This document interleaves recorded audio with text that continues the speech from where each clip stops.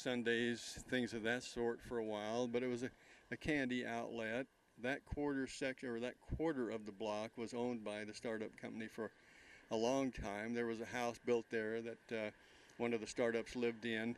And then in the parking lot east of the current building, which is a lawyer's office, there was a small brick building that was the manufacturing plant for startups for several years in the late 1800s, early 1900s. Unfortunately, down the basement, as they were making the candy, a fire started, and one of the workmen, actually it was a woman, one of the women who worked for them was burned to death in the basement of the building. Just a nice, happy story from downtown Provo.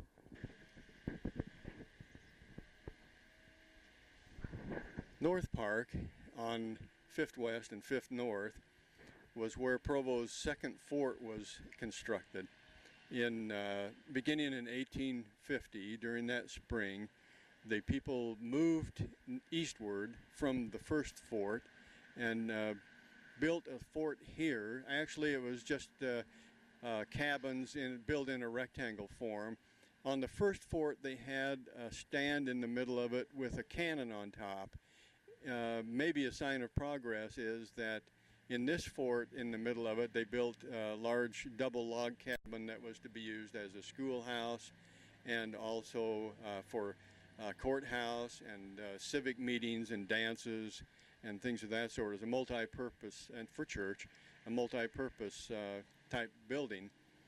The fort was here in the 1850s until about 52 or 3, when the people began moving out onto their city lots. And then the fort was disbanded, and this was later made into the adobe lot, or adobe yard. The pioneers found that it was much easier for them to build their houses out of adobe than it was for them to go to the mountains, get logs, and bring them all the way down here and build log cabins. And so adobe was the building material of preference. And since there was a lot of clay in this area, this was made the adobe yard. They ran ditches through it so that they could make adobe. They had it laid off in lots with little water laterals going through it so that they could mix their adobe. And you bought a lot, and your fee that you paid was 100 bricks to the supervisor of the adobe yard. Then he could do whatever he wanted with those bricks. He could sell them, or he could make him the biggest house in Provo if he wanted to. But this is the site of the second fort. Now, it's called, some people like to call this Sowiet or Sowiet Park. Sowiet was an Indian chief, a friendly Indian chief, and the story was that in 1850s, Chief Walker was about ready to attack this fort when Sowiet talked to him and said, if you attack the fort, when you get there, you will find my men inside helping the settlers. Well, up until this year, I had to take that story with a grain of salt. I thought it was another Boy Scout kind of a myth that had sprung up through the years, and in short, I just sort of viewed it as being local El Toro poo-poo. But digging around in the militia records this year, I actually found a letter from Provo to Salt Lake City dated 1851 stating that they were having problems with the Chief Walker and the youths in this area that year, and they told Walker by letter. Brigham wrote him a letter, and then he sent instructions to tell Walker that if he didn't shape up his act, he would end up like Patsowet, who was actually killed by the pioneers because of his violent behavior. And that straightened Walker right up. I mean, he shaped up, shaped out, whatever. I think I got that backwards. Oh, well, I'm kind of backwards anyway.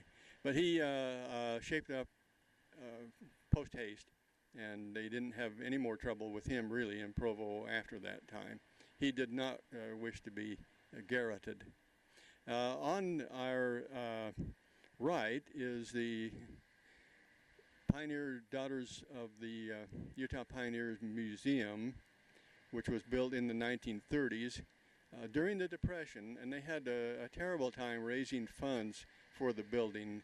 They did all sorts of activities to raise funds. The sons and the daughters of the pioneers did. They used material to construct the building in part. They also used WPA funds to finish the building in about the mid-30s. It took several years, I'd say 5 years from start to finish before they got it finished. This park was also used as a tourist park or an auto park during the early days of the automobile. They had restrooms, they had cooking areas where they piped in gasoline and, well, natural gas, the type manufactured at the Columbia Geneva steel plant to the south of town, and actually provided that for tourists if they wanted to stay here and camp for a while and drop a few bucks in Provo. We're going to go over and talk about some building material from the Daughters of the Pioneers Museum. The brick that you can see exposed on the corner, they're doing some restoration work, taking off some of the cracked plaster and replacing it. But the brick, it's interesting to note, comes from the old county jail, which was located on First East and Center Street, actually on that block, kind of in the middle of the block. The jail that you may be familiar with, and some of you may be too familiar with it, in our day was down under the viaduct. That was actually a pump company that went broke, and the county bought it and used it for the jail. But this brick came from the jail that once stood where the city and county building does on that block. So they used brick from this source, and there was another source that I don't recall right at the time, but part of our jail is now the Daughters of the Pioneer Museum. This is open each afternoon during the summer. If you would like, on your trip down here, you can probably drop in and see some artifacts. And then just north of the Pioneers Museum is a little pioneer village. And they, Sons of the Pioneers, have sworn that they will, well, I know that Sons of the Pioneers don't swear, but these people have sworn that they will keep the museum open daily through the summer. So chances are, if you come down and see the museum, you can also see the village over there with some historic log cabins from the 1860s Provo existence. And then to the right of that, to the east of that, is the Provo Municipal Pool and a children's wading pool. Some of you may have gone door to door during your junior high or high school experience asking for funds for the swimming pool. There was an early swimming pool here in North Park, but the water basically came out of the river. And they, on a number of occasions, they found it to hold a little bit too much bacteria, and so they closed it down. Interesting to note that one year in the 30s they closed it down because there were too many germs in it, and then that summer they, instead of swimming in the pool, they swam in the river itself, and that was deemed to be safe, whereas the pool was not deemed to be safe. The women and the men and the girls and the boys had different swimming times. They did not swim in the pool together, which would take a lot of the excitement out of swimming, I would think. You know, those blind dives down for pennies on the bottom sometimes expose some very shapely calves.